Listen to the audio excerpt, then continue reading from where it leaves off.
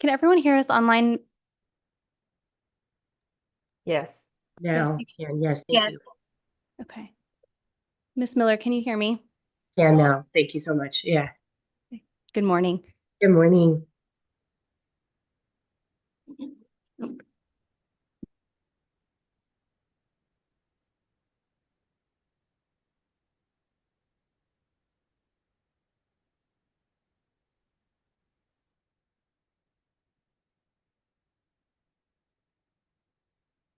Sorry, we're having some technical difficulties. Can everyone hear me online? Yes. I can hear you, Miss Berg, but I haven't been able to hear President Close at all. Okay. President Close, pull your mic down a little bit, maybe. Maybe it helps if I get closer and turn it on. That helps. We hear you now. There you go. Okay, so just to go back through the roll call and where we're at right now, I have President Close, Vice President Montier, Superintendent Designate Miller. Here. Now, Miss Barr, Dr. Crockett. Dr. Crockett.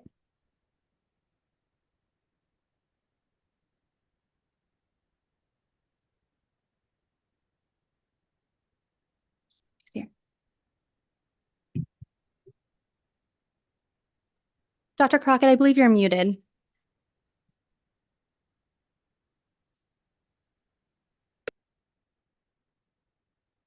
Dr. Crockett.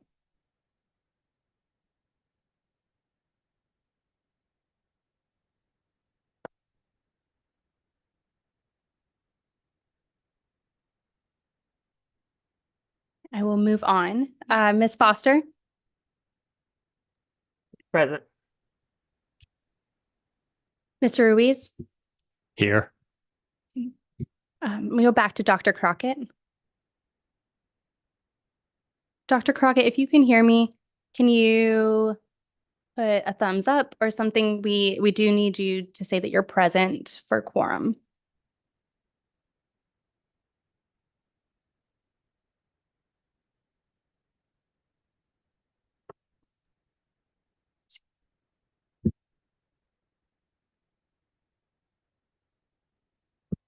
Dr. Crockett, can you unmute?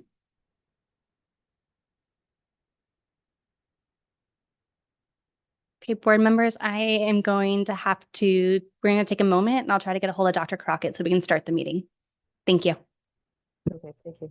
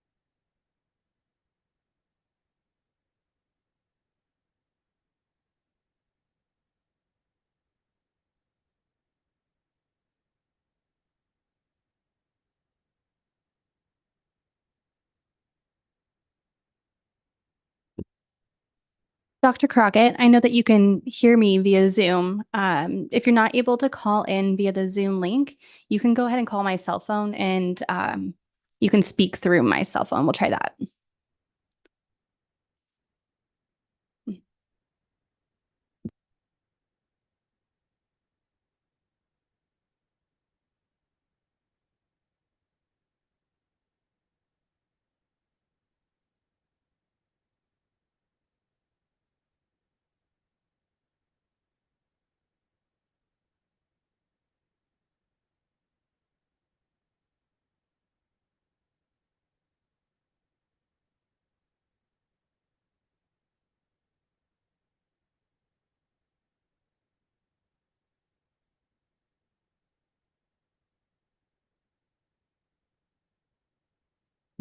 Dr. Crockett, I see that you just logged in for a second time. Can you hear me and can you respond?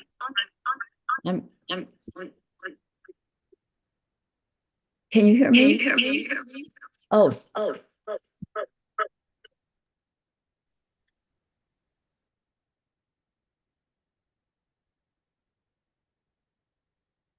Hi, Dr. Crockett. I'm afraid there's a very big echo. Dr. Crockett, I believe you're coming through on both. So maybe mute one of them, either your phone or the computer. Yes, I can move.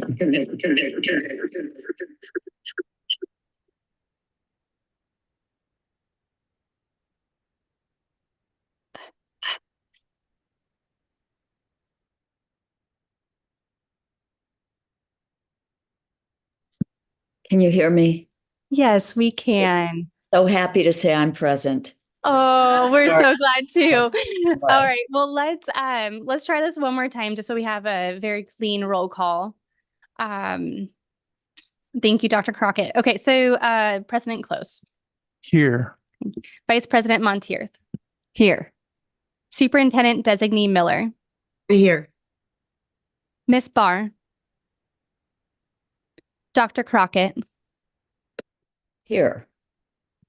Miss Foster, Here. Mr. Ruiz, Here. Mr. Stratton, Mr. Swanson. With that, President Close, you have a quorum. Thank you, Ashley. So a little housekeeping regarding the hybrid meeting that we just had a wonderful exercise in. As noted, or as we've seen, members Foster, Dr. Crockett, and Ms. Miller are virtual. Okay, most board members, well, half the quorum are participating in person. For board members that are in person, there are microphones directly in front of you. When they are red, the mic is not live. Please click on the mic when you want to talk. The mic will turn green and then you can speak. Once you're done speaking, please push the mic again so that it turns red. For board members participating via Zoom, please stay on mute. If you would like to speak, please push the hand icon to indicate you would like to speak. This will help me know you would like to say something, and then I will make sure you have an opportunity to speak. For charters or applicants on the agenda that are participating via Zoom, please stay muted until your item is called. Once your item is called, board staff will introduce the item, and then I will call on you to address the board. At that time, you may unmute yourself. For charters or applicants on the agenda participating in person, once your item is called, board staff will provide a brief introduction and answer any questions board members may have for staff. Then I will request that representatives for the charter come up to the podium to address the board. Okay. And having gone through that, next item up is superintendent's report. Ms. Miller. Thank you. Good morning, President Close and fellow board members. Good morning. Good morning. Pleased to present March's report from Superintendent Tom Horn. My administration elected to bring back the award of National ASEA Distinguished Schools. This honor publicly recognizes federally funded schools for positive educational advancement and outstanding achievements. Last week, I was honored to present this award to the Arizona Autism Charter School. Their story of success distinguishes them for the notable work they are doing to make significant improvements in the lives of all of their students, and most especially students with autism.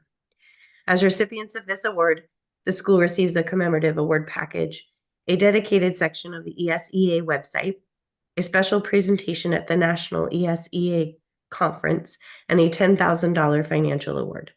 Congratulations to the Arizona Autism Charter School, their team, students, and families.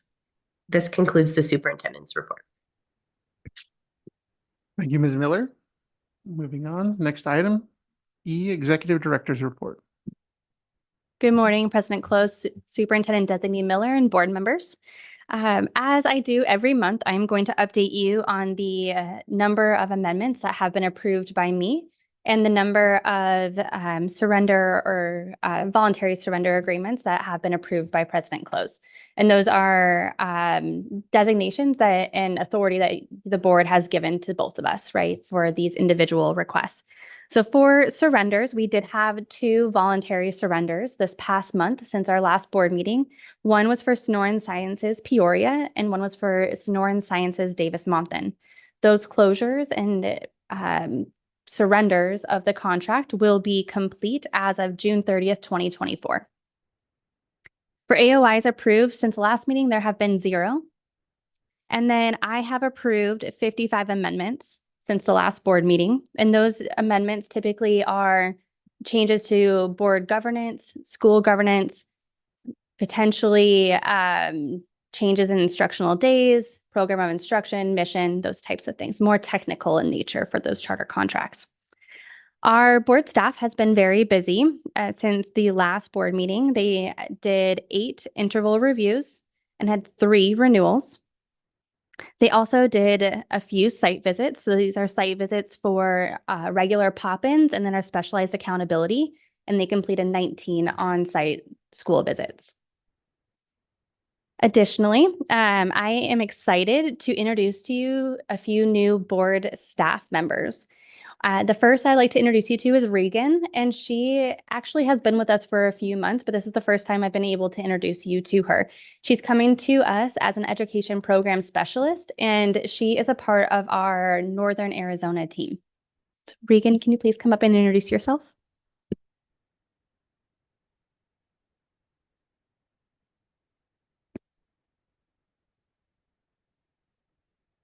Good morning, Board President Close, Superintendent Designee Miller, and board members. My name is Regan Poteet, and I recently joined the Arizona State Board for Charter Schools as an education program specialist. Due to my experience working in the Prescott community, I will be primarily serving the Northern Arizona area. The way that our team approaches each charter's needs with fidelity and a caring spirit resonates greatly with me.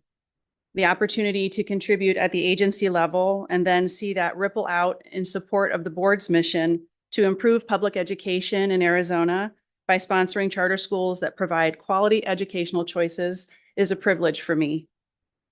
I have lived in Arizona for 13 years, and 10 of those years have been largely in rural communities. As a member of those communities, it was my honor to teach elementary education, sponsor and coach new learning opportunities in our middle schools, and travel our great state with the high school DECA state officer team. Also, as a proud parent myself of Arizona-educated children, I have seen firsthand the passion, sacrifice, and devotion that our schools and teachers pour into each of our students. Bringing an understanding of the dynamics of rural Arizona communities, my classroom experience, my master's level education in learning design and technology, as well as my most recent experience as a quality and compliance analyst working in clinical curriculum to this role is very exciting. Being able to serve our state by supporting our charter schools with agency knowledge, helpful guidance, and clear alignment truly embodies the phrase win-win as we see all stakeholders benefit. I look forward with excitement to be a part of the continuous pursuit of quality educational choices in Arizona, and I thank you. Very well said. Thank you. Welcome aboard. Thank you, Regan. We do have another employee that I'd like to introduce you to. Haley did join our team last week, and she will be an education program specialist with our specialized accountability team. Haley, can you come up and introduce yourself? Good morning. Good morning, Board President Close, Superintendent Designee Miller, and board members. My name is Haley Curran, and I recently joined the Arizona State Board for Charter Schools as an education program specialist for the Specialized Accountability Team. I have always been a strong supporter of charter schools because of the unique academic programs they offer to students.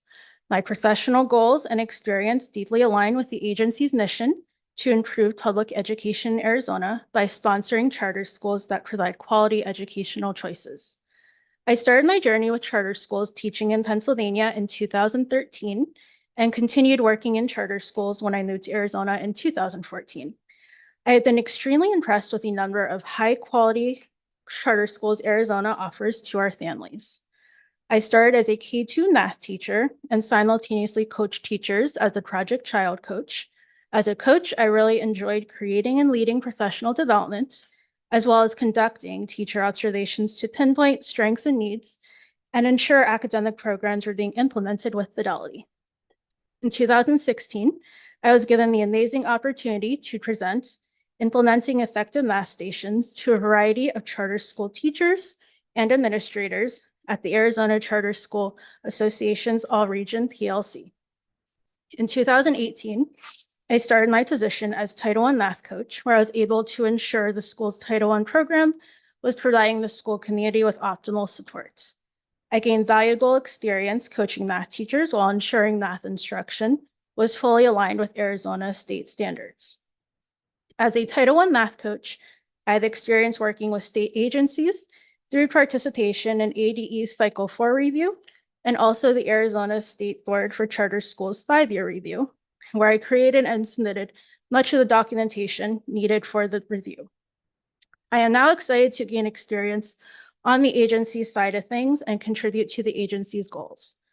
My experiences in charter schools as a teacher and also my leadership and coaching roles have given me unique perspectives to support charter schools and improve public education in Arizona. Thank you. Thank you. Welcome aboard. It really is encouraging to see the qualified staff that we're getting on. So thank you. Yes, we are very fortunate. As the last item for my executive director's report, I am actually going to have Rachel Hanna, our Deputy Assistant Director, do a presentation on specialized accountability. Good morning, President Close, Superintendent Designee Miller, and board members. As Ashley said, today I'm going to give a brief presentation on our specialized accountability team and its processes. You may recall last month during her report, Executive Director Berg mentioned specialized accountability in her update to you. First, I do wish to provide a clarification, which is that update stated a large number of specialized accountability visits. That number was actually for the total number of school visits across the portfolio during December and January, not just specialized accountability.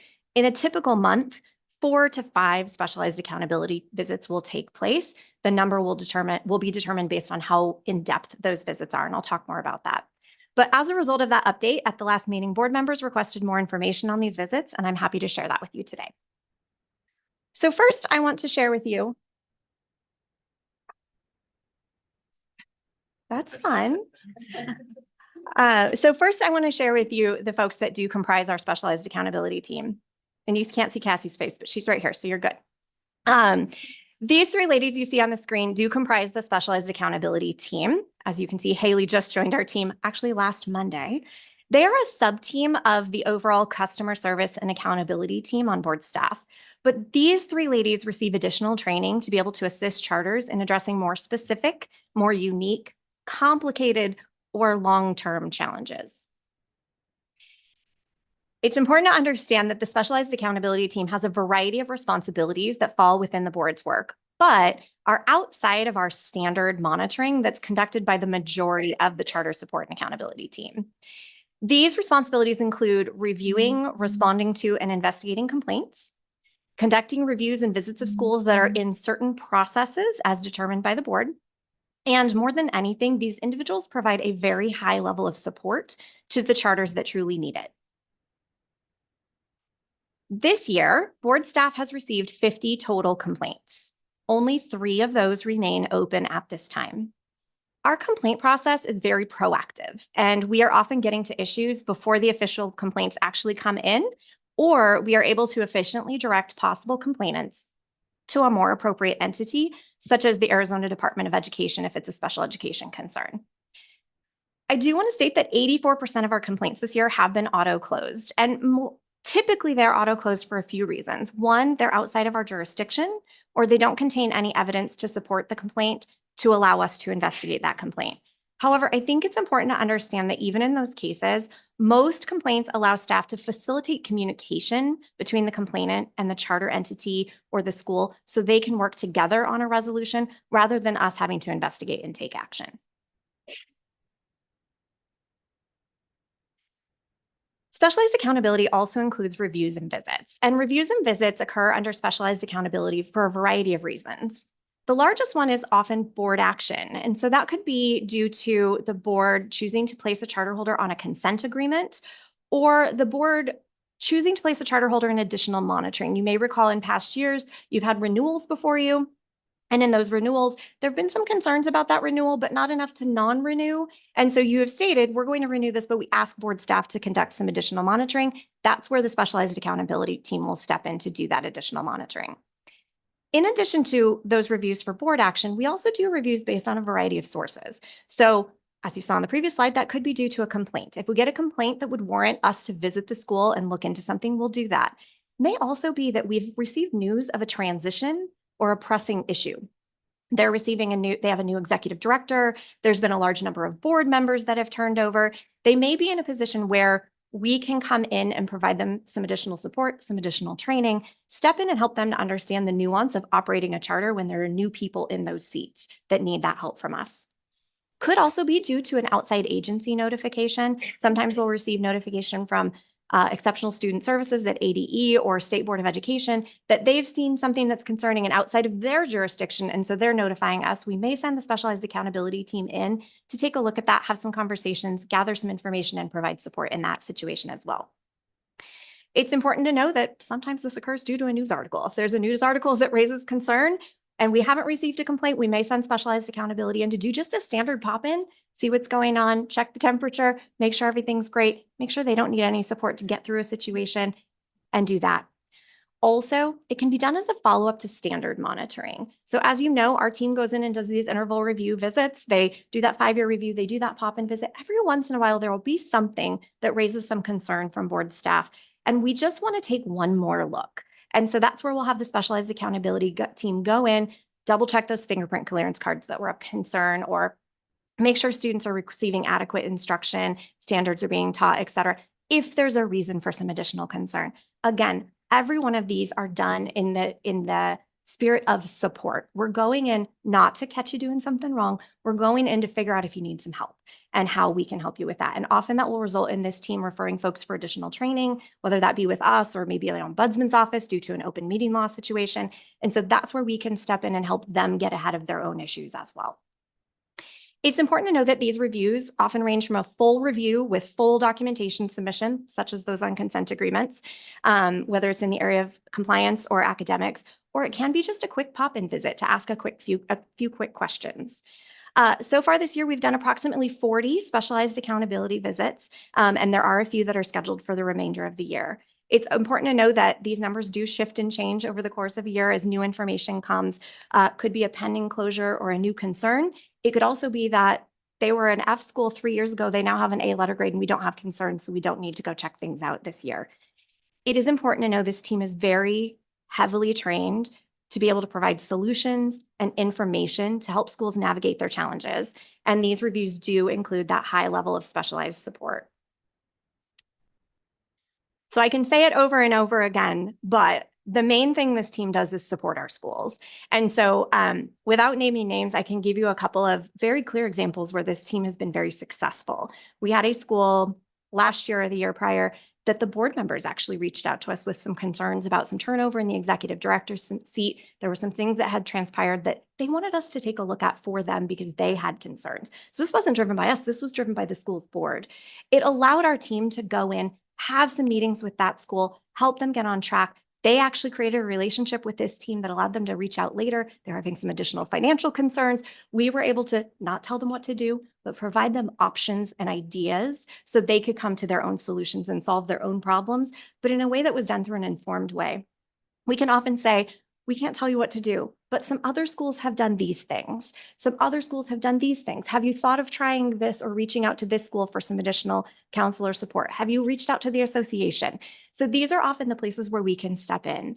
You may also recall that, Ashley just mentioned a couple of surrenders.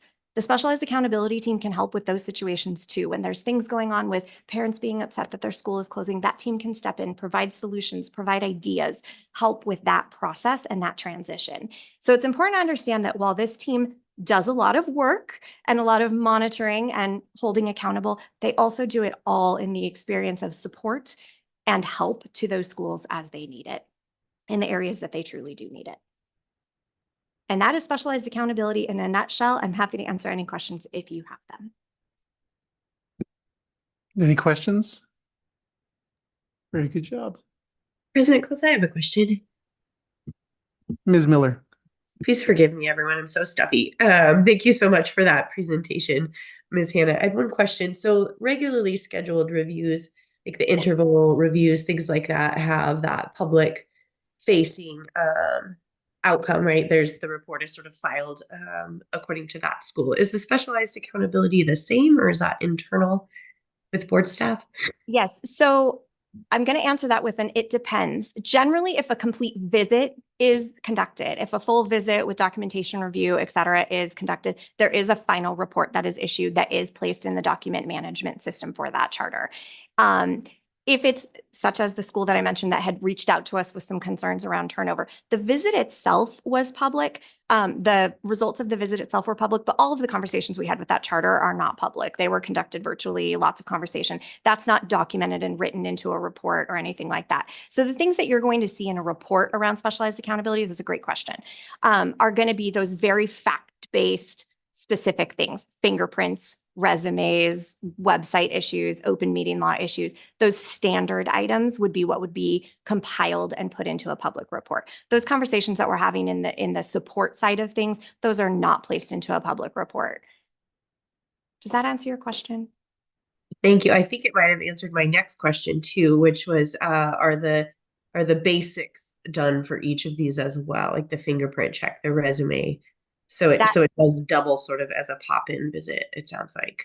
Absolutely. So Superintendent Designee Miller, yes, you are correct. Anytime that we put a team on a school campus, we are going to conduct the basics of a pop-in visit and then an add-on for anything additional that might need to take place. So we're always going to start with safety, and then we're going to add that additional overlay for specialized accountability as needed. Okay, thank you. You're welcome. Are there any other questions? If not, thank you very much. You all done, Ashley? I'm all done. Thank you. All right, we'll go ahead and move on. Call to the public.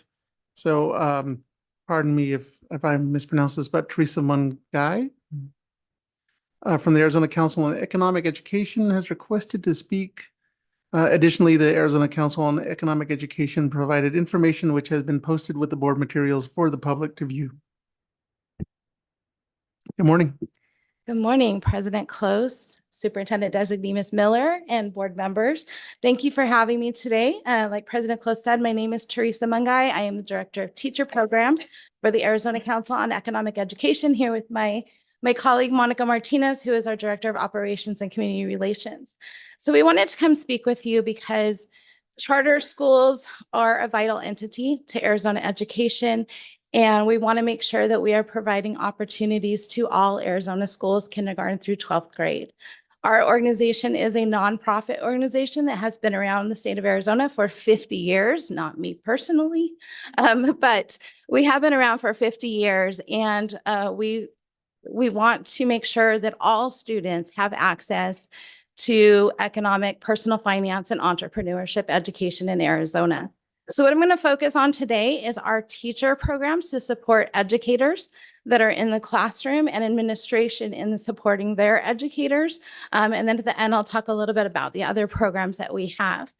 So we did provide a slideshow for you to review, and I also have some flyers if anybody would like them today. But we have several options for teacher programs in the state of Arizona.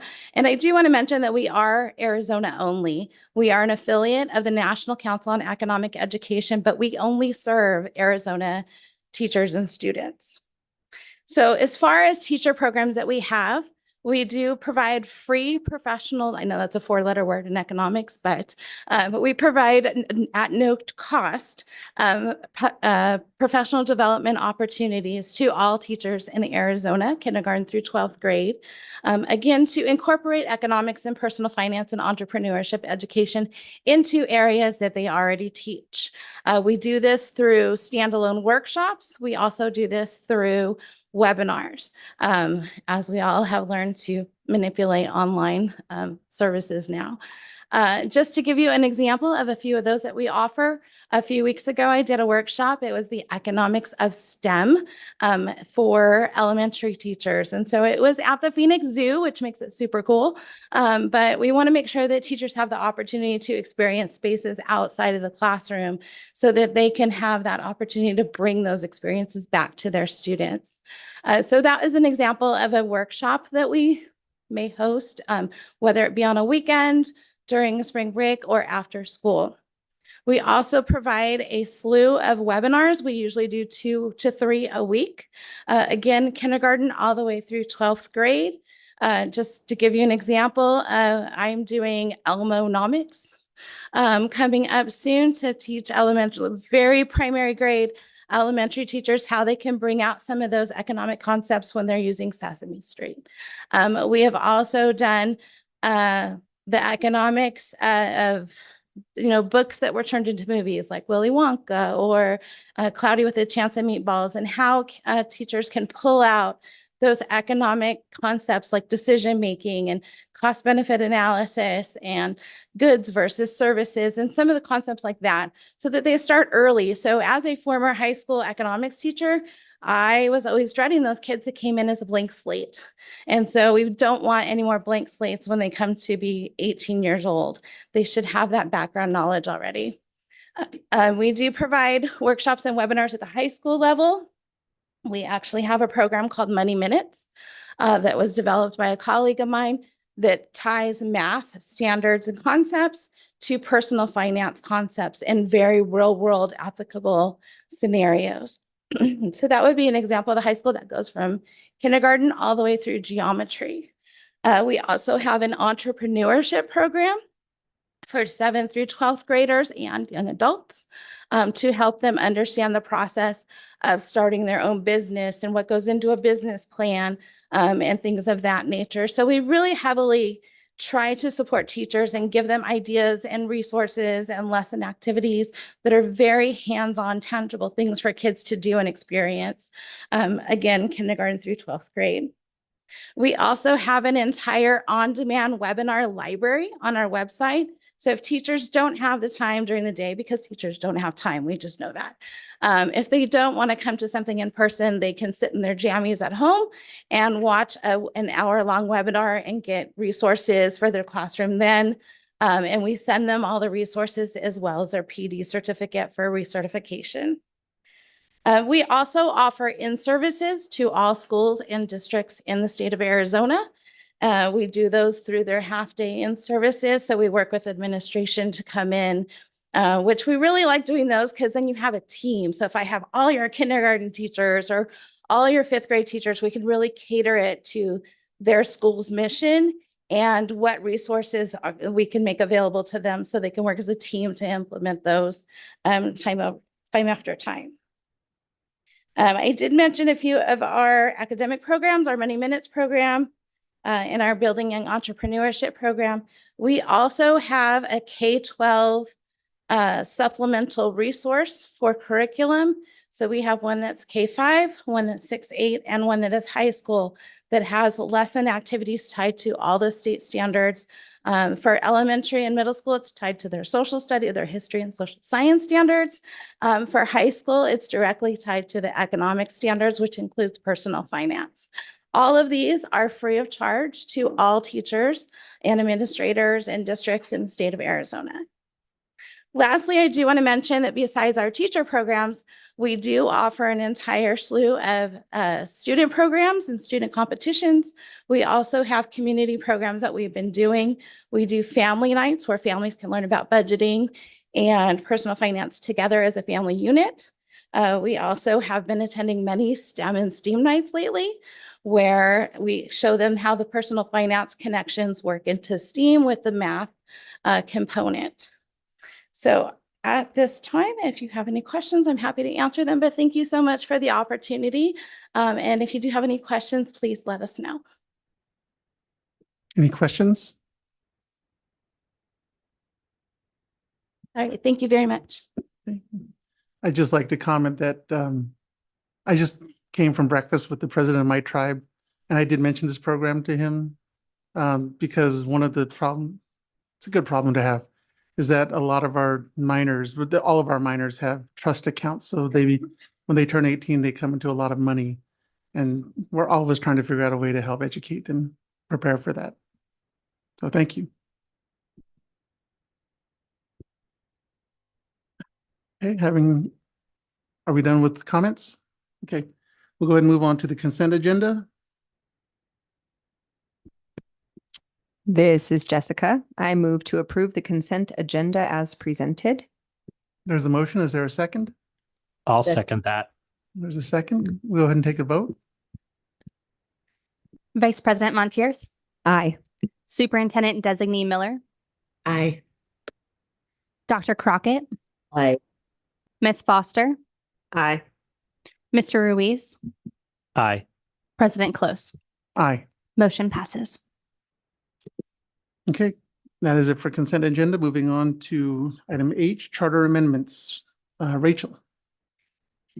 CPLC Community Schools, entity ID 90331, and that's important because they have 3 contracts, has submitted an amendment request to increase its enrollment cap from 75 to 115 for fiscal year 2025. The charter holder is requesting the enrollment cap to facilitate the institution's continued growth and financial stability, which has occurred since it experienced a location change in 2018. The charter holder is unable to meet staff recommendation criteria because, due to the small size of its school and the limited number of students tested, it does not have a publicly published proficiency score in ELA or math to allow for a comparison to nearby schools. However, it should be noted that, as shown in the executive summary, the school operated by the charter holder is the only A-rated alternative school within a 2-mile radius of the school's location. I'm available for questions if you have any. Any questions? Hearing none, is there a representative from the charter? They are all online, I Okay. believe.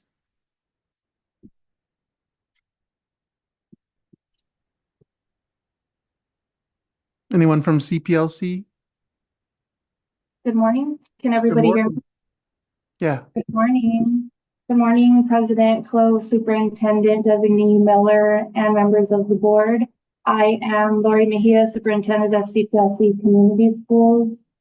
Thank you so much for your time and consideration today. We sincerely appreciate the opportunity and being present today to answer any questions you may have. We do have Bright Benson present, who is the principal of Envision High School, and G. Samares, who is our district operations administrator.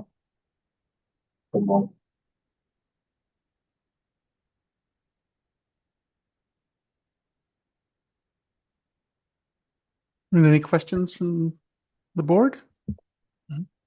Was that it for do you have anything else to present, CPLC, or just available for questions? We're available for questions. However, I would like to add that we are seeking an amendment cap increase for 115 students with the plan to incrementally increase over a 3-year span. We do feel like it's a realistic opportunity for us to meet those numbers. We have experienced a lot of success within the past 4 years. As mentioned before, recent A letter grade status, we also have been able to increase our graduation rate by 32% and another anticipated growth of 8% this year. We have seen an increase in interest of students wanting to enroll at our school, averaging over 115 students. And we we just really want to expand our reach and our impact on our community. We service a high needs community in the current area that we are in. And we really want to continue to carry out our mission and being able to provide opportunity youth with a safe and positive learning environment. We again appreciate your guys' time and consideration and opening to answering any academic questions that you guys have for us. Very good. Thank you. Are there any questions from the board? This is Jessica. I do have a question.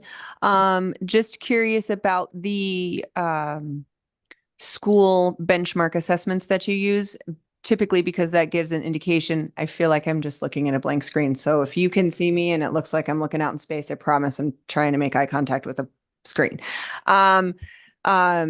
Question about the assessments that you use. So what assessments do you use at your school, and what is your what do they look like as far as benchmark assessments go, and how students are doing improvement wise? Great question. Thank you. Thank you for your question, President Close, board members. So what we're looking at with our benchmark scores, we're showing improvement across the board. So our highest improvement was 29%, and that was in ELA for our juniors. We're able to show improvement from quarter 1 to quarter 3. And the highest improvement in math was also our juniors, and showed up plus 12%. So all of our we are really strong with the PLC process, the professional learning community process. Last year, we started on unpacking standards and getting our teachers ready to teach. That was something that we didn't have curriculum maps in place. So this is my first full year with the school. I was there last year as well, but I started a little late into the school year. So we immediately began to work on trying to figure out what do kids need to know and be able to do, and how we're going to know they learned it. So this year we're focusing on formative assessment. So we know what we want to teach. We know that we want it aligned to the ACT as close as possible and to Arizona state standards. And so we can attribute some of our growth in our benchmark scores to really aligning our instruction, and our teachers have put a lot of work into ensuring that our students are getting the best instruction as aligned to Arizona state standards and ACT. And so those are just some of the initiatives we put forth, but we've seen that hard work pay off in our benchmarks. And so we're seeing growth, whereas last year we really didn't see a whole lot of growth on our benchmarks, but this year we're starting to see, as we sort of aligned our curriculum we use currently School City for our benchmark data, for our benchmark platform. But as we've done that, like I said, we've seen that growth in that, particularly in the benchmark data. Thank you. Are there any other questions from the board? If not, are we ready for a motion? This is Jessica. I move, based on the information contained in the board materials and presented today, to approve the request to increase the enrollment cap for the contract of CPLC Community Schools, entity ID 90331, from 75 to 115, beginning in fiscal year 2025. Okay, there was a motion. Is there a second? I'll second that. The motion is second. Go ahead and take the vote, please. Vice President Monteith, Aye. Superintendent Designee Miller, Aye. Dr. Crockett, Aye. Ms. Foster, Aye. Mr. Ruiz, Aye. President Close. Aye. Motion passes. All right. Very good. Congratulations. Thank you. Moving on then to item I, compliance matters. Cassie? President Close, Superintendent Designee Miller, and board members. Pursuant to Arizona Revised Statutes 15183R and Arizona Administrative Code R75403F, if the board determines a charter holder does not meet the board's minimum operational performance expectations, it shall consider the charter holder's non-compliance and may subject the charter holder to additional charter oversight as outlined in Article 6 of the Arizona Administrative Code, including issuing a notice of intent to revoke the charter contract. Pursuant to this rule, the following charter holder has been placed on the agenda for the board's consideration. The portfolio includes an executive summary detailing the charter holder's operational issues, including a summary table beginning on page 3, outlining which measure was rated it does not meet standard. A charter holder profile containing the governance structure, state assessment data, student enrollment and demographics, nearby schools comparison, and performance dashboards. The site visit report sent by board staff and a communication timeline summarizing any technical assistance or information provided to the charter holder. Arches Academy currently operates one school in Apache Junction and is currently in its 5th year of operation. Due to its small size, the school was issued its first letter grade in fiscal year 2023, at which time it received a D letter grade. The fiscal year 2023 audit has been reviewed, and the charter holder does not meet the board's financial performance expectations and has been identified for intervention for the 2nd consecutive year. At this time, the charter holder does not meet the board's financial, operational, or academic expectations. Additionally, this charter holder has a current consent agreement with the board for failure to administer the full set of state assessments in fiscal year 2022. Due to the charter holder being in its 5th year of operation, board staff conducted an interval review virtual review call for Arches Academy on January 18th, 2024, and conducted its pop-in site visit on January 9th, 2024. Upon review of the documentation submitted by the charter holder, board staff identified multiple compliance issues leading to marking the charter holder's operational dashboard and requiring submissions to bring the charter holder into compliance. The issue has identified deficiencies in maintaining current facility documentation, maintaining policies and processes related to enrollment, displaying the statutorily required teacher salary posting, appropriately linking the statutory handbook of parental rights, appropriately linking the charter holder's performance dashboards on its website, displaying the school's public records request point of contact information, displaying the school's parental visitation policy, and displaying the school's current year proposed budget or budget summary on its website. Outside of the issues identified during the interval review, the charter holder was also out of compliance due to failure to timely submit its September quarterly financial report, failure to timely submit its fiscal year 2023 annual audit, and subsequent board action to withhold 10% of the charter holder's monthly state aid, failure to timely submit its annual financial report and school-level reporting form to the Arizona Department of Education, and findings from their fiscal year 2023 audit, which included deficiencies in the classroom site fund carryover, having sufficient controls to ensure timely bank reconciliation, filing federal payroll reports timely, and understating payroll taxes and reported compensation. The charter holder has also had issues with its fiscal year 2024 Move On When Reading Literacy plan and data submissions that were due to the Department of Education by the required due dates of October 1, 2023 and February 1, 2024. Due to the timing of this issue, it is not included in the posted board materials. The Arizona Department of Education indicates that it has notified the charter holder of the concern multiple times via email and received no submissions or communication from the charter holder. Therefore, on March 1, 2024, upon receiving final notice from ADE regarding this issue, board staff notified the charter holder that it was being given until March 8th, 2024, which was Friday, to correct this deficiency and submit its literacy plan and data submissions. As of Saturday at 11 a.m., the literacy plan, which was due October 1, and mid-year data submission, which is due February 1, have been received by ADE. However, the beginning of the year data submission had still not been received, even though ADE reports that the documentation to submit manually due to the missed deadline has been emailed to them twice. Board members, I'm available if you have any questions.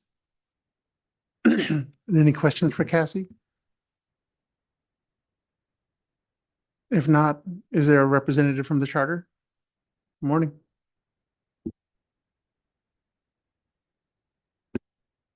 Good morning, President Close, Superintendent Designee Miller, and the rest of the board members. While we're not happy with the conditions that bring us before you today, we're glad for the opportunity to address you and appreciate your willingness to hear us before making a decision today.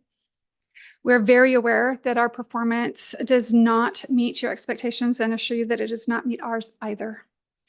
We understand that it's your responsibility today to determine if there's a reasonable expectation for enough change on our part to dramatically improve that performance. And again, we assure you that there is. Organizational research clearly demonstrates that change is not only possible, but highly probable when three conditions are present: clear understanding of the need to change and what to change, passionate, committed people leading the change effort, and resources available to make the change possible. All of these conditions exist today in and for Arches Academy. As we share with you today how we find ourselves in our present situation and how we're working to improve it, I want to be clear that we are not making excuses, but rather identifying reasons so that we can find appropriate and effective solutions. I've organized my remarks into the 3 performance categories for which this body has created the reporting dashboards: financial, operational, and academic. I'm taking on the financial first because that is our biggest challenge and because it's the first of the compliance matters on the operational dashboard as well. It's no secret that Arches has struggled financially from the beginning. We're a small grassroots organization without corporate backing and just trying to make a positive impact in the lives of students. The biggest reason we've struggled has been enrollment. I know that you are all well aware that enrollment is a charter school's financial lifeblood. In our current location, we have never been able to achieve sufficient enrollment to thrive. In our charter, we indicated that we would need about 100 students to meet our goals in that first year. As we approached our opening day, we realized that we would not likely enroll that many. We went to our stakeholders, and after careful consideration, we went back to our budgets, made adjustments, and determined that we could still manage with fewer than we originally had thought. 2 weeks before the first day of school, we were still short by a small handful of students, and we had to decide whether to open anyway or whether to wait another year. We felt that we could find ways to mitigate the difference if we opened, but that if we decided to wait, a great deal of the support we had gathered would disappear, and we would have to start our efforts completely over. So we decided to go ahead and open. We continued to enroll new students throughout the year, but began to see the effects of the transitory nature of the community we served. Several of the families that we had enrolled were lost due to circumstances well outside our control, such as fleeing domestic violence, job loss, changes in family status, home loss, and custody battles. Even though we were consistently enrolling, our numbers remained essentially the same. As we approached the end of the year, we were looking forward to sharing our successes in our first year and parlaying them into higher enrollment. We had many events and meetings planned for that purpose, and things looked really good. But before those plans could be realized, the governor's executive order required us to close the doors, cancel the events, and stay home. We know that all schools struggled during the pandemic, but we do believe that it hit those of us that opened that year especially hard. Nevertheless, even during the pandemic, we were able to maintain our existing numbers, even while schools all across the state and country were losing or closing or losing great amounts of their numbers. As an example, Apache Junction School District, in which we reside, lost 20% of its population within the COVID years. And the neighboring Mesa Public School District, the largest in the state, lost about 10% in that same period. Yet we maintained our small, meager numbers. Besides the difficulties caused by COVID-19 and the constant movement of families out of the area, we also struggled with our facility and its owners because we're located behind the most visible building on the property, and the fact that the owners failed to keep their part of the property well maintained. Our school is largely invisible to our community. Despite all of our considerable efforts, including mailers, print advertising, hosting events, participating in city events, walking the neighborhoods, serving within the community, and a strong social media presence, it would still not be difficult to find members of our community that have no idea we exist or where we are. All of these factors have dramatically reduced our ability to enroll enough students at any given time to be financially sustainable in that location. And while we have known for some time that this was the case and have been looking for answers to the difficulties, we have been under a lease contract and have not been able to move. Another issue that has influenced our financial situation and actually has had the biggest impact on this specific compliance matters has been the loss of our original business manager just over 2 years ago. The change was sudden and we were required to pivot quickly. We hired someone whose experience should have been sufficient for our needs, but she soon found herself out of her depth and unable to adapt to the required systems. I made the mistake of letting it go too long, thinking that she would be able to catch on and catch up, but that never occurred. Mistakes were made and compounded over time. We tried to get her help, but she was not teachable. Her errors and mistakes have cost us significantly, both in time and funds, and we're still trying to overcome the negative effects over a year later. Those are the most significant reasons for our financial situation. Understanding those reasons has led us to take the following actions. To correct the mistakes and errors, we have replaced the business manager that was causing the issues. We've hired a new business manager with both the aptitude and dedication to learn the existing systems, find and fix the errors, and create new, more effective systems to ensure that we are able to move beyond mere compliance to exemplary practice in all financial matters. In conjunction with the new business manager, additional staff members, myself included, are receiving needed training in school finance systems, school level policies and procedures, and implementation of financial best practices. This training has been provided through the school finance department with ADE and the Project Momentum, which is providing both a district coach and a principal partner as part of that program. As previous errors and issues are identified, they're corrected and protections are put into place to prevent further occurrences. To increase revenue long-term, we have located and secured a new location for our school and a more stable community with far better visibility and curb appeal, for which we are seeking your approval today. We have increased marketing efforts and established a strong marketing plan for the new location, and these efforts have already begun to pay off. To solve our immediate cash flow difficulties, we've reached out to the Department of Ed School Finance Department and are working with them regularly to get access to the grant funds for reimbursement of monies already spent. We've reached out to our SIS provider to help us reclaim $50,000 in funds that were taken back from us due to errors made in last year's student data submission. We've applied for a small business loan through our bank to get us working capital we need to carry us to a point where our revenues will sustain us. And we've begun an ongoing effort to identify potential investors and donors who see the potential of our school and want to be a part of it.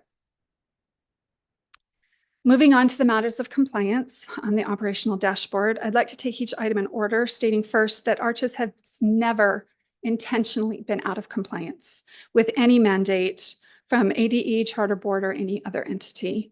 All compliance issues have been mistakes that we have learned from and have corrected as quickly as possible.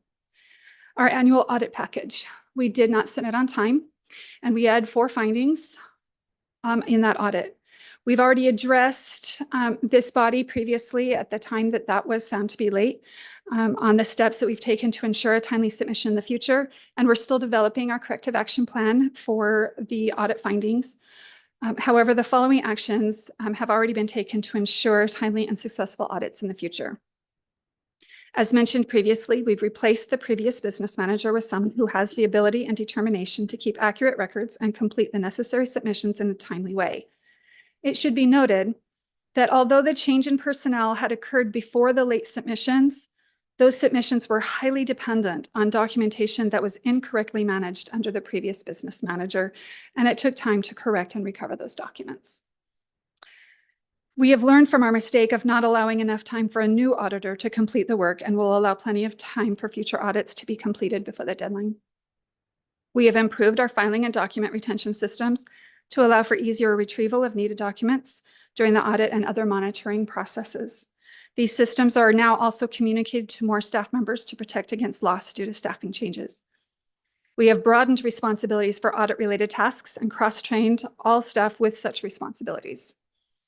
All staff with any responsibilities for financial systems and tasks have been trained as to those tasks, and checks and balances have been put in place to ensure timely and accurate completion.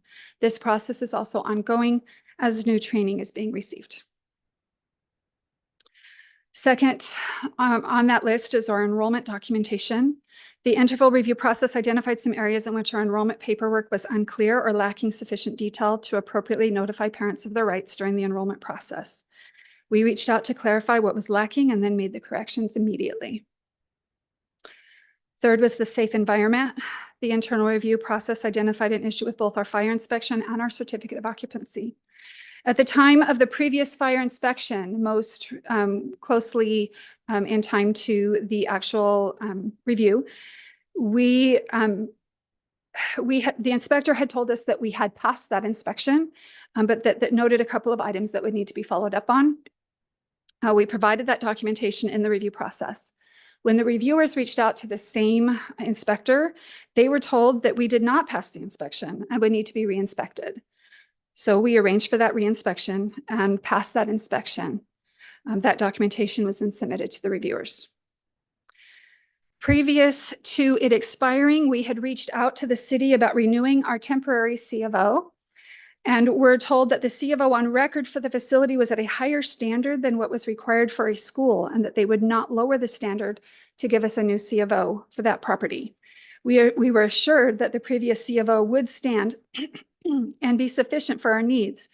During the review process, we obtained a copy of that previous C of O and submitted that to the reviewers. We've already taken steps with the new location to ensure that an adequate and current C of O and fire inspection will be available for that new campus location immediately. Fourth, the obligations to the board. The findings in this area refer to a late quarterly financial report and our late audit submission. These issues have been now resolved, and we have already shared our steps that we have taken to prevent further issues from occurring. Fifth is the obligation to other entities, which refers to our late submission of the annual financial report. And this also has already been addressed and involves the same prevention steps that we've taken for the other financial submissions. Six is compliance with other obligations. This is largely the website findings. They found issues with our website relating to unupdated information and some broken links. Those have been corrected, and those issues are now completely resolved. Lastly, I want to address our academic achievement. We want to acknowledge again that, as with the other areas, our performance in this area is not what we would have it be either. As already discussed, we do not make excuses, but do look for reasons to inform our improvement efforts. Some of the reasons we've identified for our poor academic performance include severely disadvantaged students. The Apache Junction schools have been underperforming for years. Currently, that district has only one A-rated school, and that rating is only very recent. Most schools in the district are rated as a C, and as is the charter school located closest to our current location. This past year, no more than a quarter of the students enrolled in AJ schools passed the end-of-year assessment. Most of our Arches students have come from our local school district and other charter schools in the area because they were not performing well in those schools, meaning that they are even lower performing than those in the surrounding schools. We are finding and filling these educational gaps, but it takes time for that to have measurable impact on norm reference tests given at grade level. Internal assessments show us that our students are achieving great gains academically. The transitory nature of the students. As mentioned previously, many of our students have been between homes and consequently between schools many times in their school careers. Changing schools frequently can be very disruptive to learning and emotional stability and can create learning gaps in even the best students. COVID-19 certainly had an impact. Not only did the pandemic greatly disrupt learning environments and routines, causing severe learning gaps, but teachers across the country report that students have forgotten how to be students, causing class time to be wasted handling behavioral disruptions. Our current campus. Despite our best efforts to adapt the facility we have to our needs, there are just some realities we cannot overcome. For example, our space includes one large auditorium area, which we have subdivided into different learning areas. However, without more permanent walls and doors, sounds and other distractions often interrupt learning efforts. Our available resources. Due to our strained finances discussed earlier, Arches has not had the funds to invest as highly as we would like in the wide variety of classroom resources that can help make our lessons more easily accessible to more students. And previous lack of actionable data. Prior to this year, Arches did not have a good system to acquire data that we could easily access to inform our instruction. Last year, we added the Renaissance Star 360 assessment system and applied it to our model of instruction to greatly enhance our student outcomes. We now know not only that our students are learning, but what they are still struggling with and can address it directly and quickly for accelerated learning. The good news is that all of these reasons can be easily overcome with the resources now available to us. While we know that we will always attract struggling students, that's just our model. Given these new developments, we will be in our best position yet to meet these needs. The resources include the new campus that we're requesting approval of today, and a host of new training and resources available through Project Momentum, which we will be enrolled in for the next 2 years. It should be noted that since its inception in 2014, Project Momentum has helped every enrolled district improve achievement on objective measures across the board. We look forward to the assistance it will bring to us as a school and to each of our students hereafter. These things, combined with improved finances through increased enrollment, will allow us to dramatically improve student outcomes. To sum up, this year, Arches Academy has had a crash course in school operations. Where before we had been relying too much on outside help, we have come to realize the importance of developing our own capacity to operate independent of that help and sound systems of our own that lead to high achievement in all areas of school management. Yes, we made mistakes, many of them, but we learned from those mistakes and take those lessons with us. We have demonstrated to you previously our determination to not repeat mistakes from the past through our efforts following our assessment mistake 2 years ago.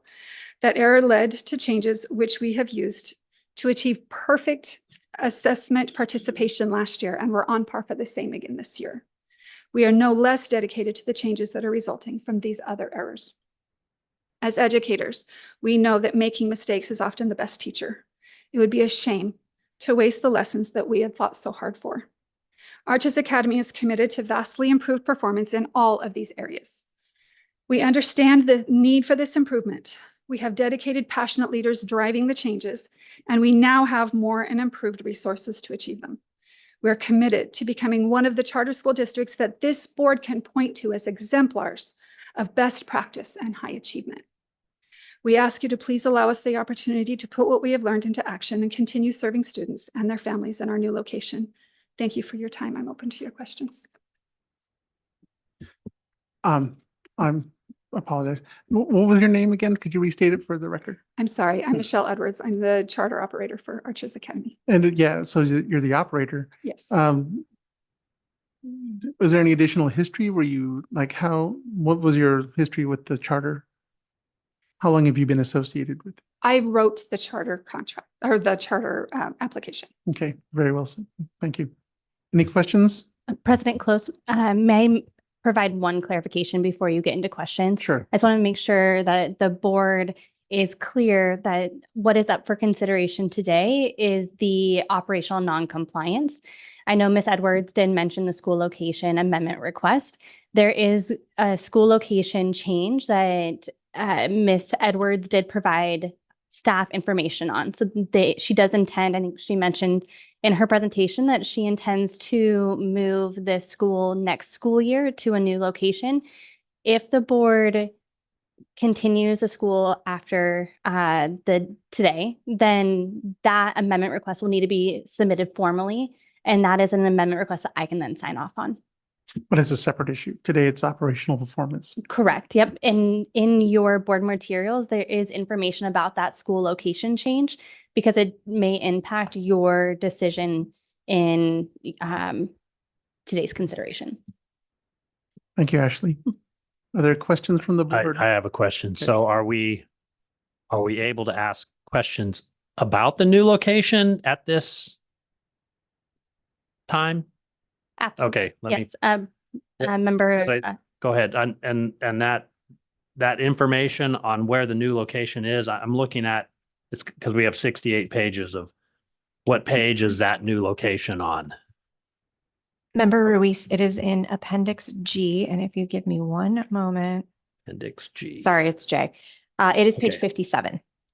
57. Okay, I'm getting there.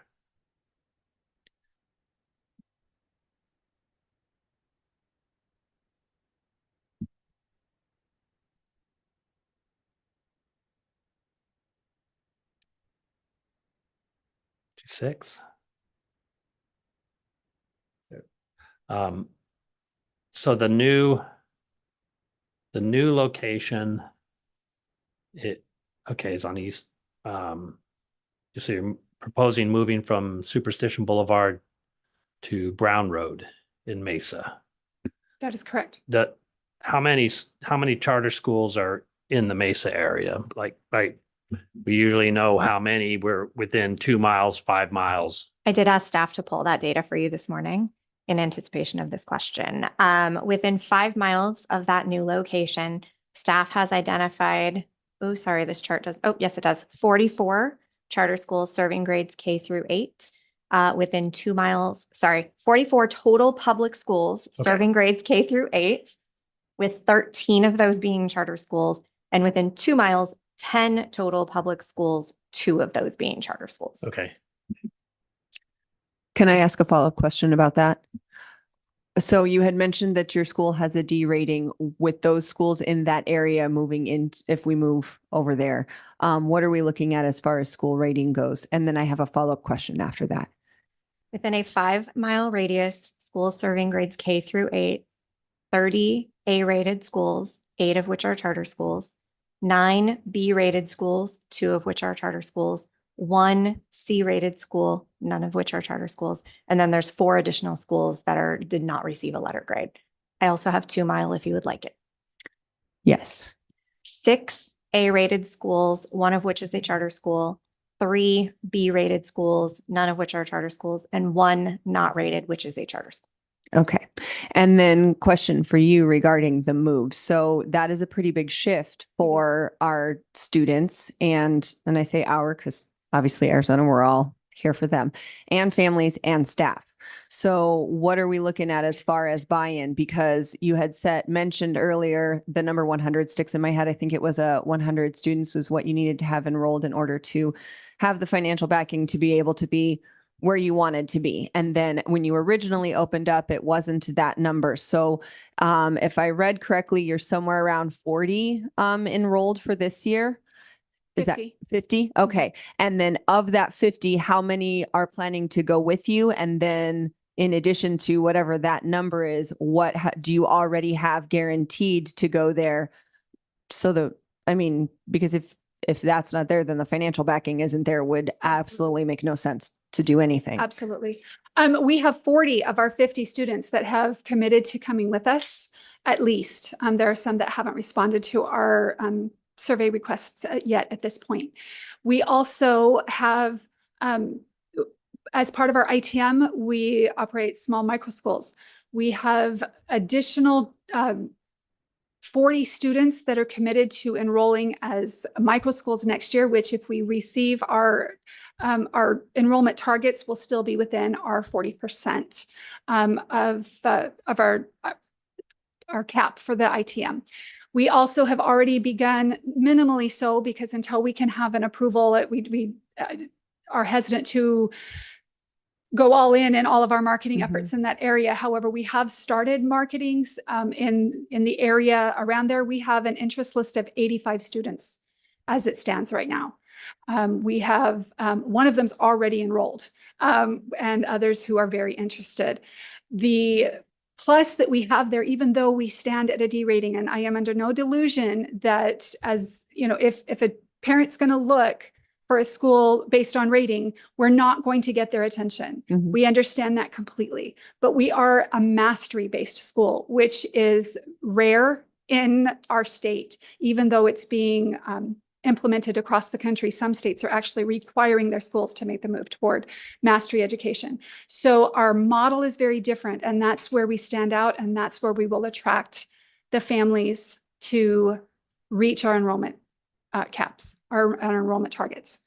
Okay, so then follow-up question on that one, since you brought up academics. Talk to me about not just me, about what's the plan for academics. I guess my concern here, generally speaking, is I loved the fact that you hit every point, and I love the fact that you have ideas and plans and things. I don't feel like you have enough time to put any of those things in place. And I think that unfortunately, by requesting this move, you have kind of moved the timeline up to where now we have to make a decision versus had you not requested a move, we could have given a little bit more time to your school to see if you could meet those compliance requirements, because they are pretty significant in nature.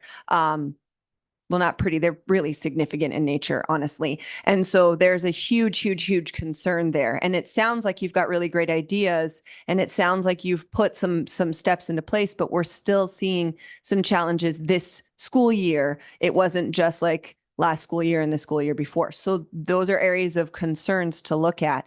And then we're talking about academics, and you're moving into what sounds like a pretty academically rich area. when you're looking at the average.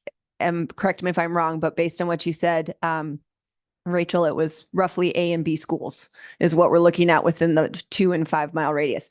So, and I understand mastery learning, my school's mastery learning as well. So I get where that's coming from. I'm concerned about the kids. I'm concerned about the staff. I'm concerned about the families. And, so that's just kind of where it's at. I know that you said you made some changes. I don't know a lot about Project Momentum, to be honest with you. And so I'm not sure how academically that's going to help, because I understand mastery learning and I think it's fantastic. But if we're continuing to see lack of mastery over and over and over again, then something's not working and something has to change. And I didn't really get a lot from your presentation about what that was. So I'd like to hear more about that. Absolutely.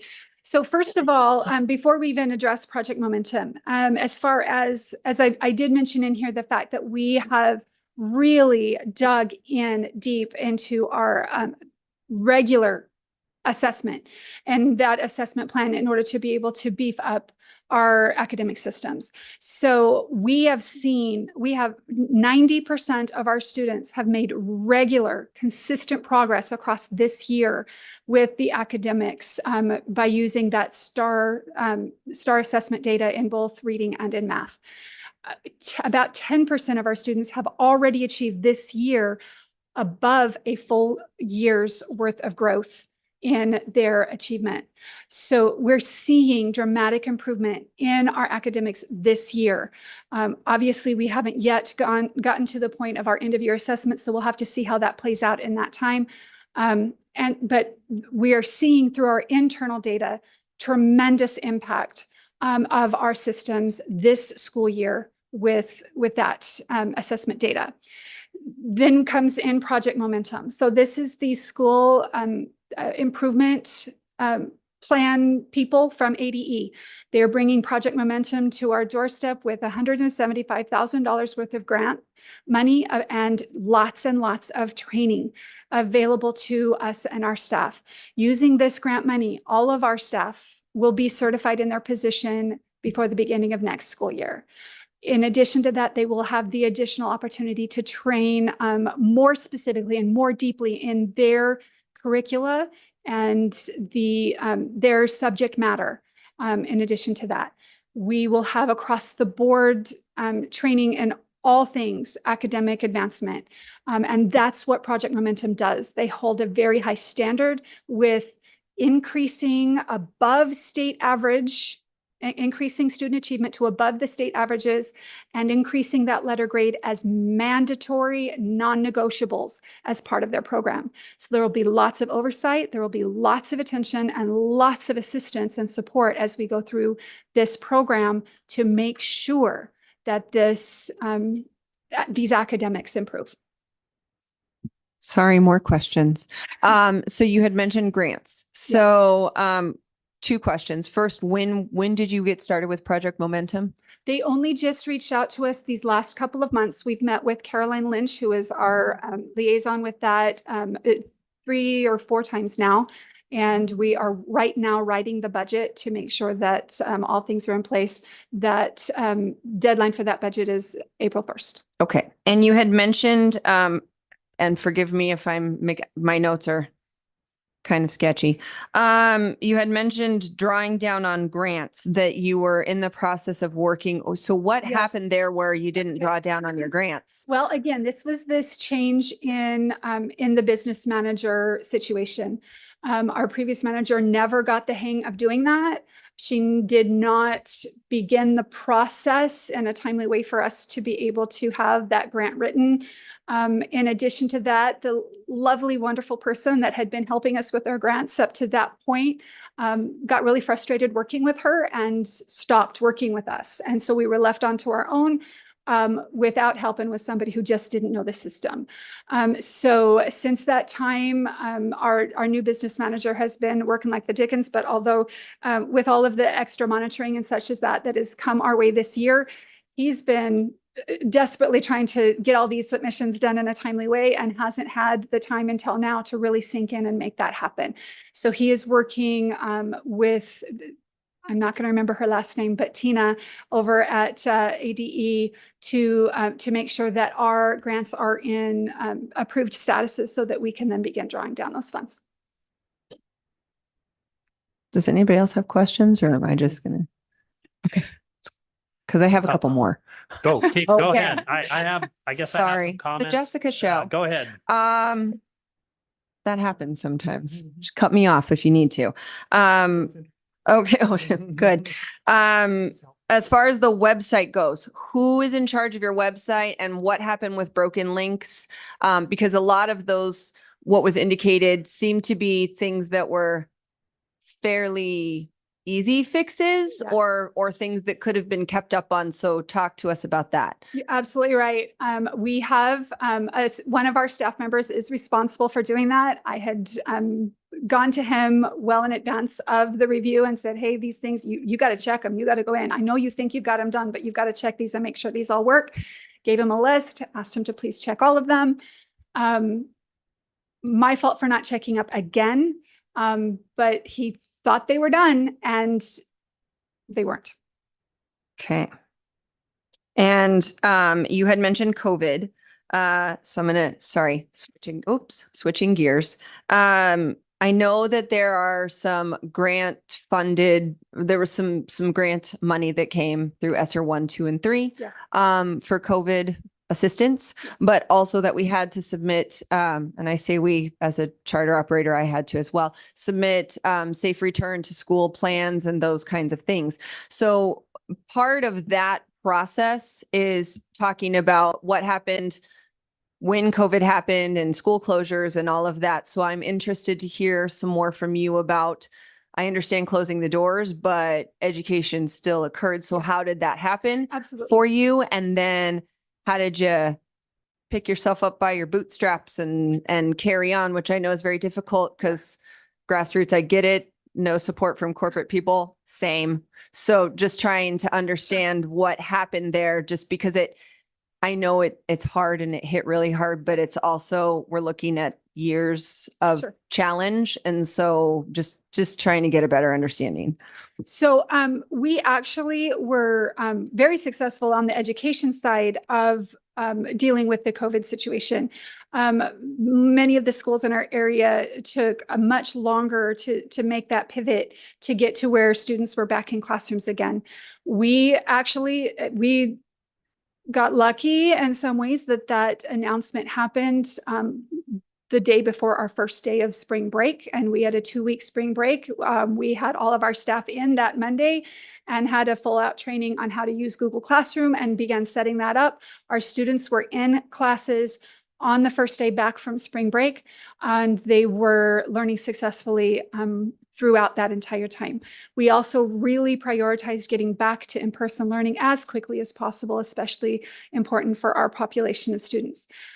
So as far as the education goes, we actually feel like we handled that very well and were able to be very successful in handling that specific situation. It's just the overall impact that COVID had on all of our students, getting their engagement, getting them actually cooperating with deadlines and assignments and such as that, when all they had to do was stare at a screen, was very difficult. And we found increased gaps due to that. And again, so many of our students that we did so well with then again moved on, as we've discussed before, and we got students coming into us that hadn't really attended school in any real way for 2.5 years.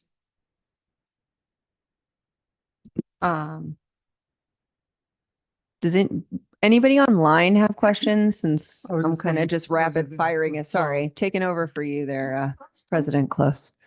No, it's really helpful, Oh, Jessica, okay. but maybe some of the other board members might have additional comments that maybe. So it's Maybe not the you're- Jessica show? That'd be great. I have a comment. So this is 5 years of operation that you've been operating, and you're the you created the charter, and this is a highly regulated business model. I think everybody that goes into this knows that these are kind of the rules. And it's very prescriptive as to what every single charter holder has to do. And it's unfortunate that COVID happened. I started my own business myself. It's been 20 years and it's evolved. And the first 5 years were challenges. Those are the challenging times for any kind of business that's going to start. I got through those. The issue I have is getting through those first 5 years and adapting, but not quite getting the prescriptions that we have to have for all of our charter holders, and then saying, well, if I just do a location change, all of my problems are going to be solved. I have a problem that's the prescription, especially given the problem with not being able to follow regulations that are prescribed by all. So that's just my personal comment. Thank you, Board Member Ruiz. Are there any other comments or questions from the board? Jessica, do you have anything? Ms. Foster? Yes, Christina. What type of support are you getting? I know you said there's 40 families who are going to be continuing, but what support are they requesting? Are they, sharing any of the concerns regarding where you are in this whole situation? What are you hearing from the parents, I guess, is what I would like to know a little bit about. Our parents are super excited for us to continue and very dedicated to staying with us. Several of them have said, tell us when and where, we'll be there to pack boxes. And they very much are looking forward to the change in location. They recognize that our current location has been a challenge for us. They're very excited. As far as support for that move, several of them have requested to be added to our transportation routes, which we have committed to transporting students from the existing community to the new location.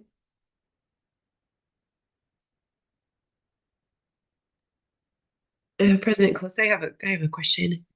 Ms. Miller, go ahead. Yeah, Michelle, thank you for being there this morning. Member Ruiz, I really appreciated your comments. I think Member Montier and I can, also have really sat in this seat. I've had all these deadlines coming at me while also trying to serve students and staff, and I mean that's led to a lot of sleepless nights and a lot of running and scrambling. But when you want to serve kids, this bureaucracy piece is just part of it. So, in reading through this package, it really does appear that you've put your kids first. And so I commend you for that. But in order to do that, we do all hold the responsibility of all of these other compliance pieces. Specifically, I just had a quick question on the micro schools. I was looking on the Arches webpage as well as reading through the summary. And this concept is a bit unique to me, but I think I found myself wondering if we're struggling on the compliance for the on-campus supervision of the program, what is that do you have students in micro schools now, and how is that overseen to ensure their safety and progress? So we currently have only 8 students in micro schools, 2 different locations. These in particular happen to be ones that are led by their own parent. So they are being taught in their own homes. So as far as safety and all of that goes, they're within that area for that. As far as on academics and other things, we communicate regularly through all of our online platforms. Students are still, all of the attendance and all of that kind of thing is all still recorded through all our online platforms for that, as well as for our, we have our own teacher portal, and those teachers are still required to submit plans and lessons and such as that. And then they're also accessing the Renaissance Star 360 assessments online as well, so that we can keep track of their performance. Thank you for that information. And then one other follow-up question. How many current staff members do you have? We have 8 staff members currently. Thank you. I have a follow-up question, but I think it's actually going to be directed to the team that did the integral review and the visit, whoever that may be. So I was just curious about what you observed when you went for your pop-in visit, because it sounds like the information that was provided is that there's pretty significant academic growth. And I know that when they come and do pop-in visits, they go and visit classrooms and then look at documents and all of those kind of things. So I think it's great, and I'm super excited for the growth that you say that you're making. I'm concerned about having enough data to support a move and a continuance. So I just am curious what outside people have seen. So I will share with you that the pop-in report is actually included in your board materials. The classroom observation component is on page 30. I did not conduct the pop-in visit. I did review this report before it went out. I think it's important to note that prior to the pop-in visit, Mrs. Edwards emailed the education program manager to let her know that that particular week, the students would be engaging in intervention groups instead of their traditional curriculum. The pop-in visit was conducted by the 3 ladies in the back of the room, which is Shannon Black, Megan Engbring, and Linda Lothie. Oh, sorry, it was just Megan and Shannon. Linda was not there. Sorry, I'm going by memory, but I'm going to read you what they wrote in the pop-in report, because I think that's the most fact-based piece I can give you here. I'm just going to jump in. I did read the report. I just want to make sure that it's out there for everybody. I appreciate that greatly. So on the day of the visit, the school stated that it had grouped students for interventions. All students were observed to be in one large room, divided into groups. In one group, a teacher was having students guess the order of colors for circles that had been drawn on the board. In 2 other groups, teachers were talking about success and determination, and students were responding to questions about the topic when asked. A 4th group was completing the STAR literacy or math assessment with teacher assistance and supervision. During its time on campus, board staff did not observe curriculum in use or evidence of standards-aligned instruction taking place. And I'm sure Shannon would be happy to elaborate if needed. Well, the only reason I'm asking the question is just because I know that you said there was growth, and I understand that you're taking the STAR assessments, that kind of thing. And again, like I said, we don't have all of that in front of us. So it's really hard to, as much as everybody wants to believe, it's hard if you don't see it in front of you. So when you explained to your education program specialist that you were in the middle of doing, I'm so sorry, I'm losing the word. Thank you. Intervention. Super appreciate it.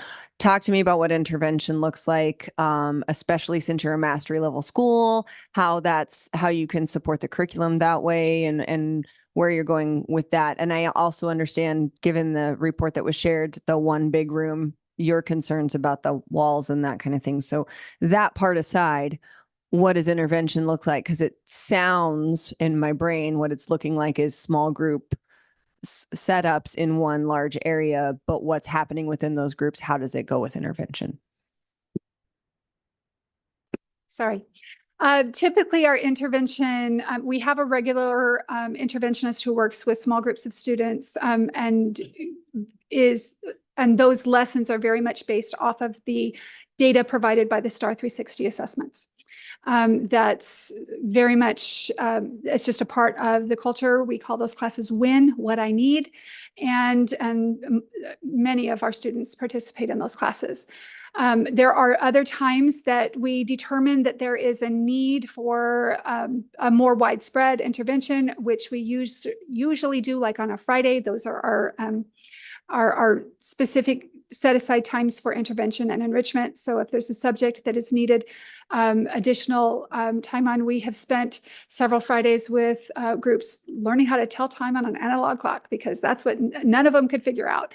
Much of that time has been spent with students figuring out how to regroup, because none of the students that come to us from our local school district have ever come into our school knowing how to do that. Just those, whatever the interventions are that is determined is needed based on that data and our observations, it's provided usually on a Friday or through the WIN classes. Occasionally, as was the case in this situation, we had determined from our STAR assessment data from the end of the second quarter before we went on break that there was a widespread need for certain interventions, including some executive functioning skills. So the activity that was described as far as the circles, guessing the circle colors, that was a game of what I call masterminds, but it's deductive reasoning. And so that's the skill that they were working on in that particular class, was deductive reasoning. The whole week was not taken on executive functioning skills. It just happened to be what the rotation was at the moment that they came in for that pop-in. The rest of that time was spent in much more traditional academic content that was related to the curriculum. Mountain Math for specific grade level instruction in the math standards, making sure that they all students could access the grade content for their end of year assessment, access that material and be ready for that end of year assessment. Reading activities, again, as a mastery school, we try to do that in ways that are applicable and meaningful for the individual students. For their reading practice, they might be doing a reader's theater or other more fun looking activities that somebody off the street wouldn't necessarily recognize as a specific standard. Not saying that any of these wonderful women would have not understood that, but just sometimes in those moments when you're only spending a few, it's difficult to ascertain exactly what the purpose of an activity is. They have let us know that they will likely be making another pop-in visit, and we absolutely welcome that. We welcome any opportunities to continue to show the board that we will maintain full compliance and make sure that you are welcome to come and take a peek inside our classrooms anytime to know that we are doing what we need to do and that we are reaching these kids. I just want to make a comment myself, and forgive me if I take a moment to think here. I just want to make sure I'm expressing properly. In my individual opinion, it appears to me that you have adopted a model, or you're pursuing a model that is attempting to address the needs of a student demographic that is difficult, and again, in my opinion, to support under the public education system that we have. That's not, that's just the way it is. As Member Ruiz mentioned, it's a prescription, and it's what we have to work with to make the best ends that we can find. Having said that, and just to be straightforward, I am doubtful personally of the ability of the charter to remedy the issues that have been presented before us. I just want to make the comment that regardless of what the decision is that is made by the board, don't let that take away personally on your end the value of your intent, the beneficial value of your intent and what you attempted to do and what you could still do. I just wanted to say that I understand where you're coming from, but I also myself have doubts about the ability of the charter to remedy the situation. So, having said that, are there any other comments?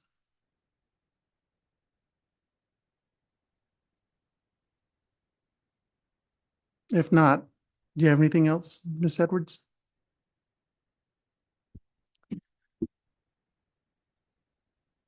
I know it's a difficult time. I'm not sure how to put into words what I would like to say to you, but I understand your doubts. I understand your reasoning, and I understand the need to have concrete, objective data measures to base your decisions on. I respect that a great deal. I find it very unfortunate that we end up on the other side of those objective measures. But I also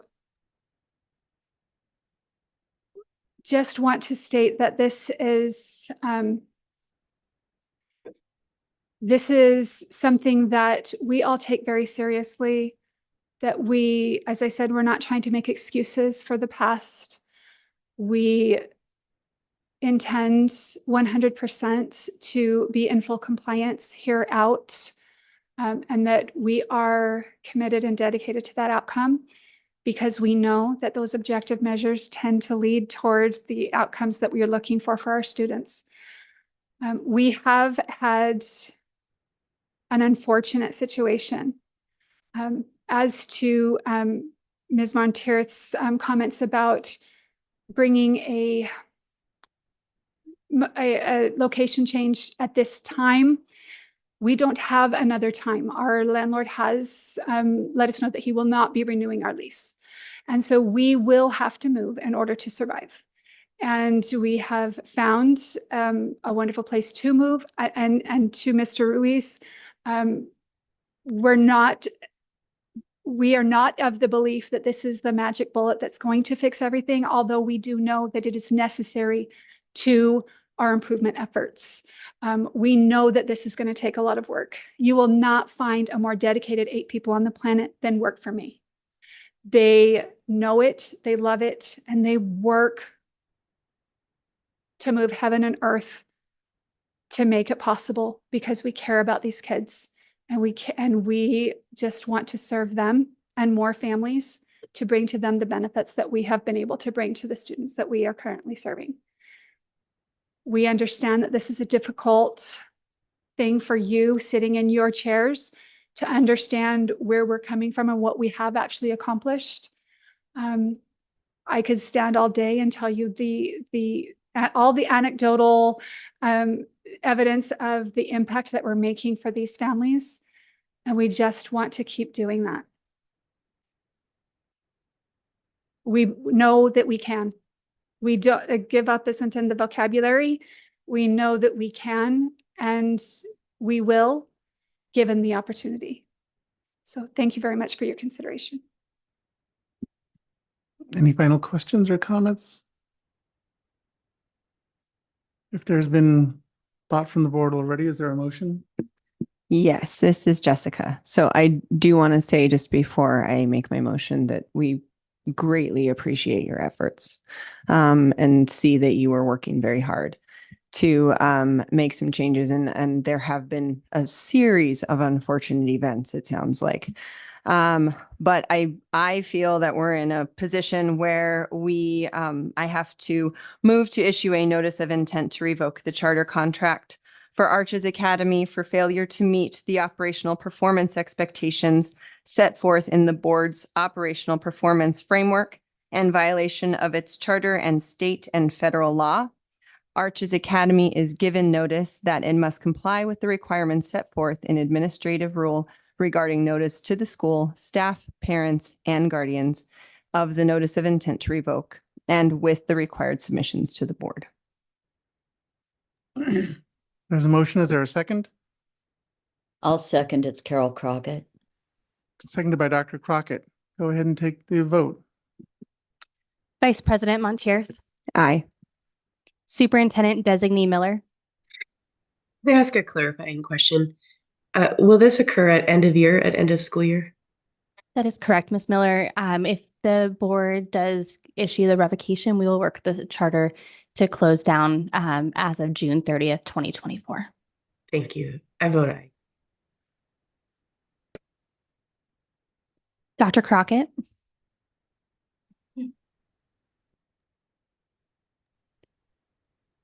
Dr. Crockett, we can't hear you.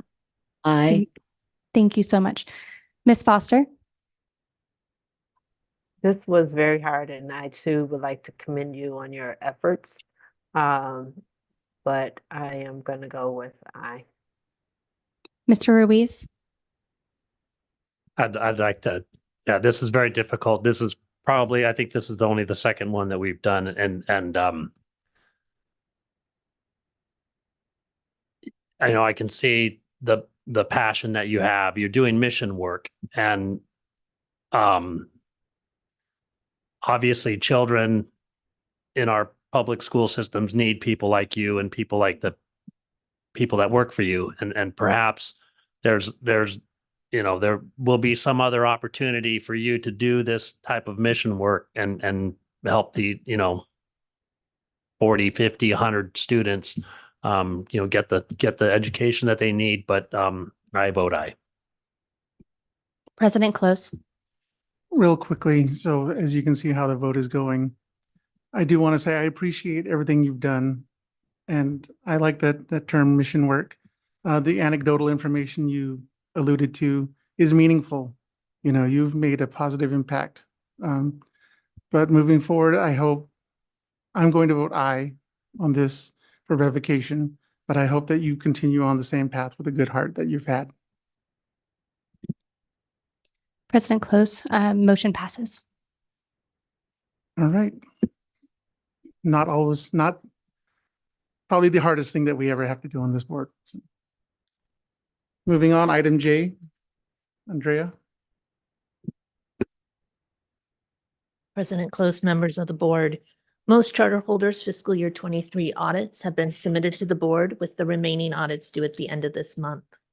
Using the audits and ADM calculations completed by ADE, staff annually assigns each charter holder a summative financial performance rating of either good standing, adequate standing, or intervention. A charter holder that receives an intervention rating for 2 or more consecutive years is placed on probation and does not meet the board's financial performance expectations. Staff assigns each on probation charter holder a probation risk level using the charter holder's results based on the 2 most recent audits and the criteria identified in the board's administrative rules. The board has established 3 risk levels, with probation risk level 1 indicating the highest risk. Pursuant to the board's rules, a charter holder assigned to probation risk level 1 is subject to additional oversight, including a consent agreement with the board, charter revocation proceedings, or if applicable, denial of renewal. At its February 12, 2024 meeting, the board approved changes to the financial framework's measures, measure targets, and measure calculations. These changes will be implemented with staff's review of the fiscal year 2024 audits. Today, staff is seeking direction from the board on whether a charter holder assigned to probation risk level 1, based on the financial framework in place for the review of the fiscal year 2023 audits, should be placed on a subsequent agenda for the board to subject the charter holder to charter oversight if the charter holder would not be assigned to probation risk level 1 under the financial framework approved by the board last month. I'm available for questions. Any questions? President Close, just a comment. I just want to thank board staff for being thoughtful and including this measure on today's agenda. Thank you, Ms. Miller. Any other questions or comments? If not, is there a motion? This is Jessica. I move that the board not subject charter oversight under Arizona Administrative Code R7-5-402I1. I hope that was an I. Okay. A charter holder assigned to probation risk level 1 based on the board's financial performance framework in place for the review of the fiscal year 2023 audits if the charter holder would not be assigned to probation risk level 1 under the financial performance framework approved by the board on February 12th, 2024.